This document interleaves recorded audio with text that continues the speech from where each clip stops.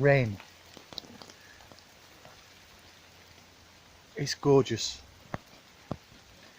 I'm in the middle of a storm, but stood under a tree.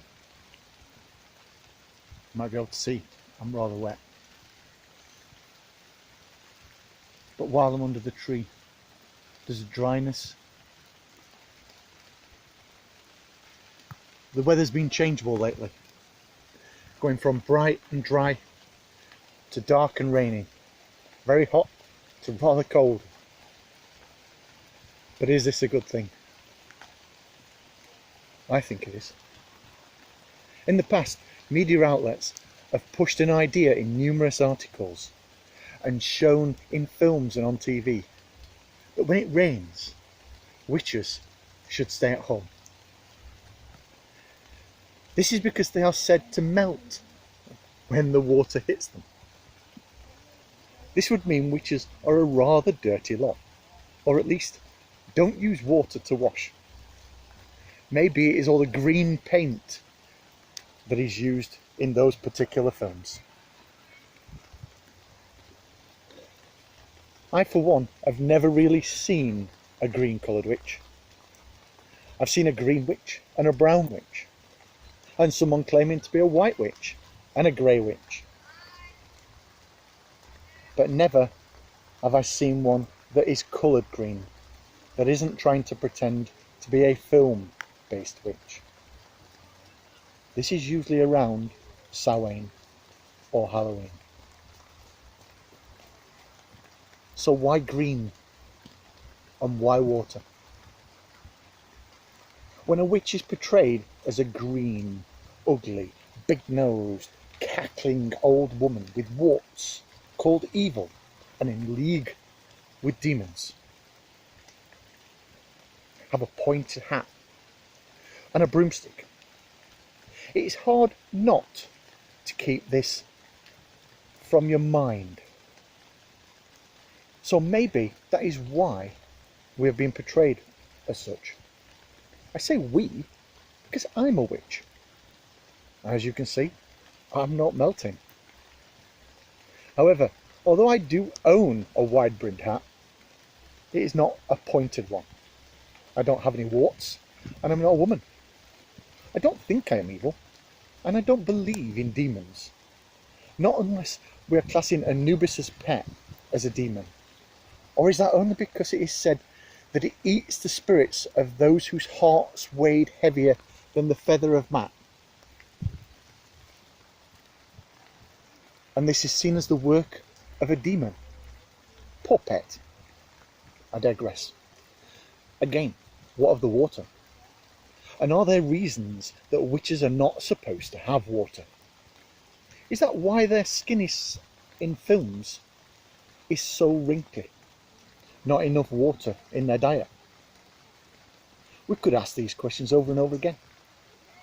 Maybe some answers would eventually come. But for now, let's just say that none of this is true in the manner of what a witch looks like and being so affected by water. Living in a country where it's expected to rain at least a few times a month, and maybe even a torrential downpour like I'm having right now,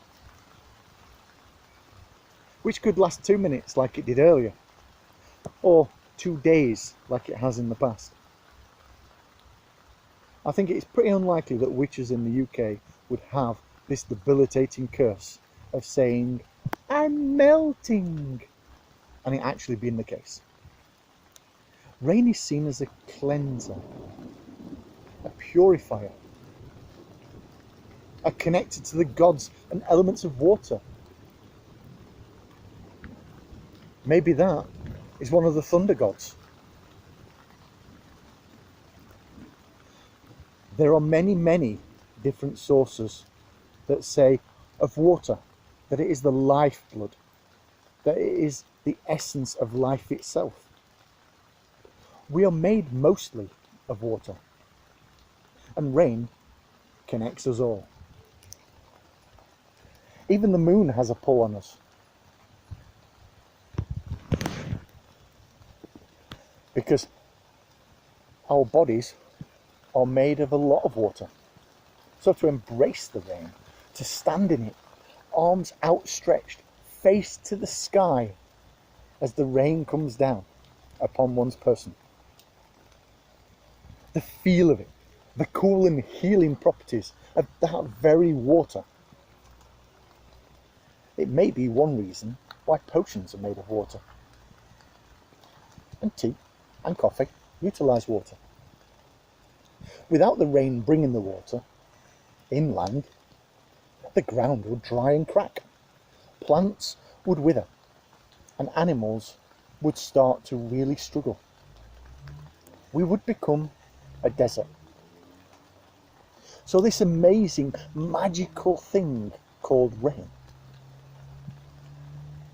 does become the lifeblood of our nation. We can live without food for weeks, but we can only live for so many days without water. When we are told drink water throughout the day to keep healthy, then do so without fear of melting from the inside. There's that thunder god again. I say, if and when you are able to do so, let this magical water fall from the sky onto your hands, your face, across all of you. If safe to do so, stand under a waterfall or even a shower and let the water wash away all the negative or non-positive that you have coursing over, around and through you. Let the magical properties envelop you and make you stronger.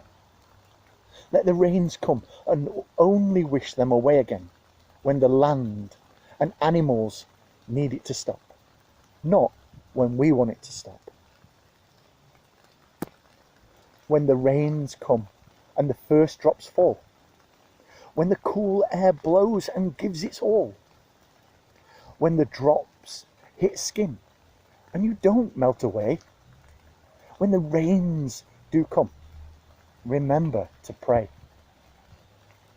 Let the rainwater land upon your space. Let the sacred spread as though in a race. Let the magic flow across your home. Let your mind feel peace, then let it roam. How the gods send a message to you, who knows? How the message lifts your heart and your voice grows. How your song is heard and the chants build high. How the raindrops land and allow you to fly. Hold the thought of magic in your heart. Hold the goddess close as she shares her art. Hold the love of the sky as it falls to the floor. Hold the power of the other and take some more. Give yourself to the rain and flow with its life. Give your love to the creatures and not your strife. Give your whole to the process of casting that spell. Give intent to the purpose of being well. Raindrops fall and touch our skin. Rain-covered face from forehead to chin.